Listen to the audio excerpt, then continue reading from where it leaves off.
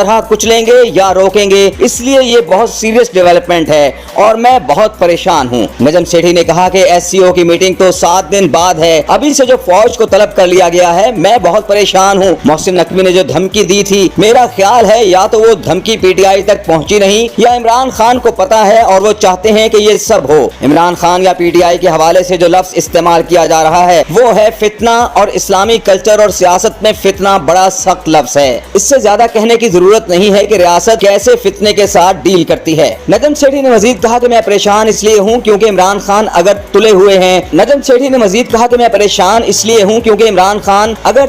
ہیں کہ انہوں نے کلیش کروانا ہے تو میں سمجھتا ہوں کہ اس سے زیادہ خطرناک ڈیولپمنٹ نہیں ہو سکتی۔ تاریخ میں ایسی ڈیولپمنٹ پہلے کبھی نہیں ہوئی۔ 245 پہلے لگتا رہا ہے لیکن اس بار یہ بہت سنجیدہ ایشو ہے، اس کو لائٹلی نہیں لینا چاہیے اور خان صاحب کو پیچھے ہٹنا چاہیے۔ اگر عمران خان پیچھے نہیں ہٹیں گے